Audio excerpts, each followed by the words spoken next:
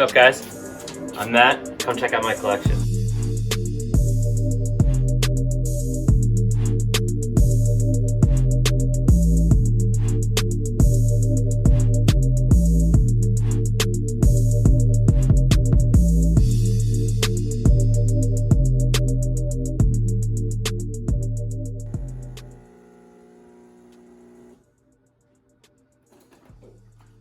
Art collecting, the study of design, the whole premise of the concept, I was talking with a couple friends about it, was create a platform for showcasing people's collections, especially through the vantage point of art, and obviously all the peripheral other collections that other people might have.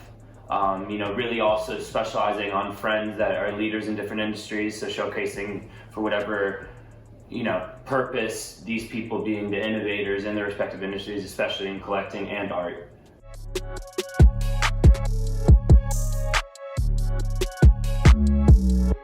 I think one of the other cooler things about collections is that it's really about getting in the mind of somebody and really being able to see their true character.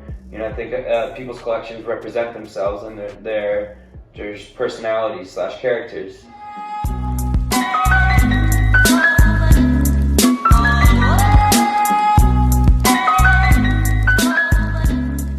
Eduardo Sarabia is an old friend and collaborator. I did, a lot of my first projects involving the arts aside from collection were with 𝘿𝙁𝙁𝙁𝙁, where we did a lot of different collaborations with different artists I was both a fan of and or collected.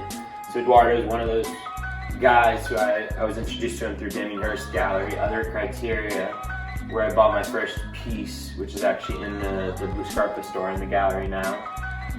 But Eduardo collaborated with Marcel Zama on these two mats, and I purchased these from him, and they're really incredible.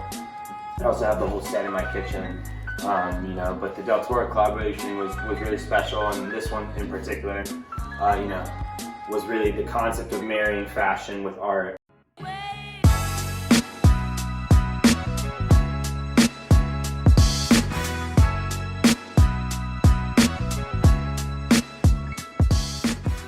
Catherine's work I started collecting through a friend, through Max Leva. I actually have Marlboro Gallery. Through that, and just in general through Instagram, I started really, appreciating her work more and more. So we became friends, and I pitched her the concept of doing a project with 𝘿𝙁𝙁𝙁 at the time, and she loved it. And so we came up with this really cool project that we launched at Art Basel one year at the Webster. It was an exemplary collaboration, merging art and fashion.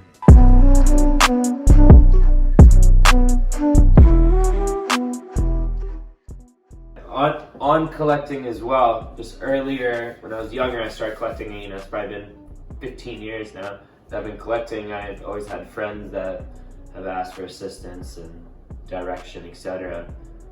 With certain artists, or just generally in starting a collection. So in the culmination of a lot of stuff, especially after I started winding down my first company, 𝘿𝙁𝙁𝙁, I opened a gallery to really satisfy that need and provide an actual solution for that. And so that was the inception of the office. One of our first artists was Thrush Holmes, who's one of my favorite artists. I started collecting him probably 6 years ago. I had him commission this piece for me, and through that he's just been one of the more central artists in the gallery, and we've placed him in a lot of great collections, and he's an example really of an artist who is great.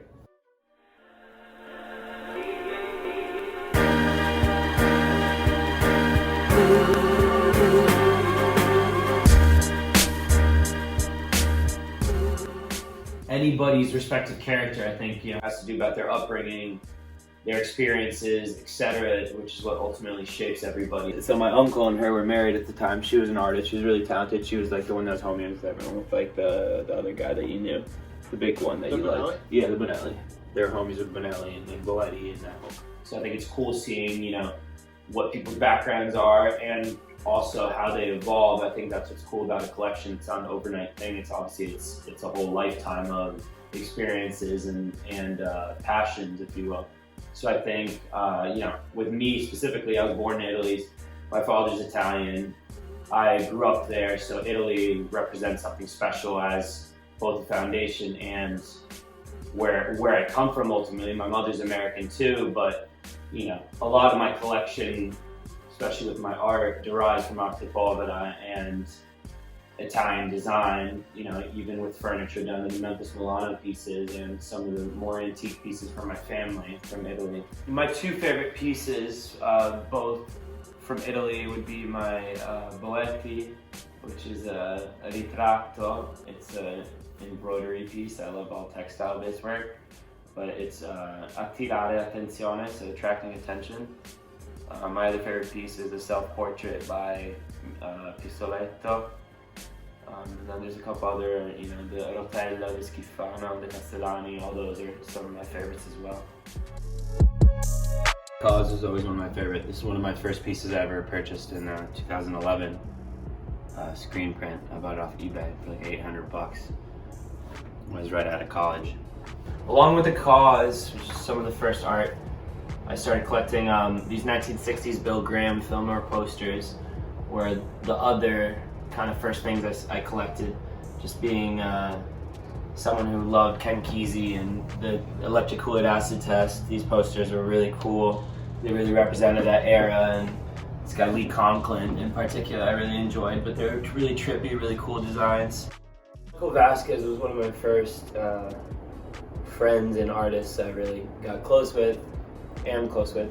He's an amazing artist. This piece in particular was one of my first pieces. I loved it, the colors, the collage nature. I'm always a sucker for collages, but this piece, after I had it for 2 years, got called into the Smithsonian National Portrait Gallery, so that was really cool at like 24 as a young collector to have something showcased like that.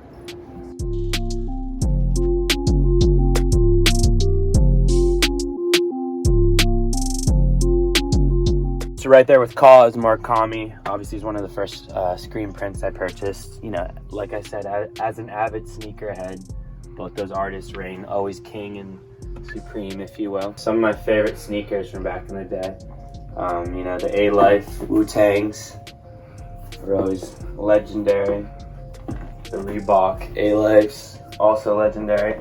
The various camo pack, the Federer Sampresses, the Kaws. Under Agassiz were always legendary. As a young Florida guy, the penny, foam posits were always iconic. Likewise, seeing LeBron here and being part of the Heat family, these are really iconic. Allen Iverson, also. Another one of my favorites is Day of Quality Meat, perforated suede dunks. I'd say arguably my favorite pair, and definitely my holy grails. These what the dunks, they really encapsulate that whole Nike SB fervor and era.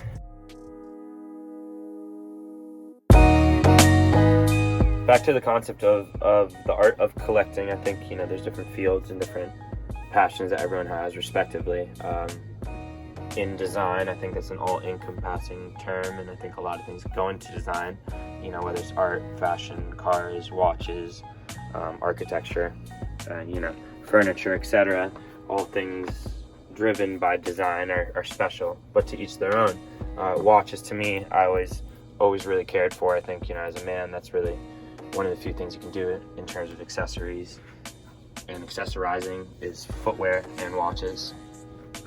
So I wanted to talk about a couple, of special pieces of mine. One of the most special was given to me by my father when I graduated college. It's just a simple dinner watch, but it's very special. During Del Toro's time, it was always my dream to get a Rolex. So I bought myself this gold presidential with the lapis face. The lapis lazuli is my, with turquoise, my favorite stone. So this watch is also really special and commemorates really the Del Toro era of my life, I would say. So it's pretty special. Another really special moment was collaborating with George Bamford on my own Bamford with Del Toro. We released We only made 3 of them actually, with the really cool and special. Collaborating as one of the few brands. I think he had told me that 𝙁𝙤𝙤𝙤𝙤 was the only other brand he did a collaboration with officially. But yeah, George is the man, so he's a cool friend, and we did his props together. So Rolex, 𝘿𝙚𝙤𝙤𝙤𝙤, Bamford Del Toro edition, pretty cool. Thanks for coming. Hope you enjoyed the collection.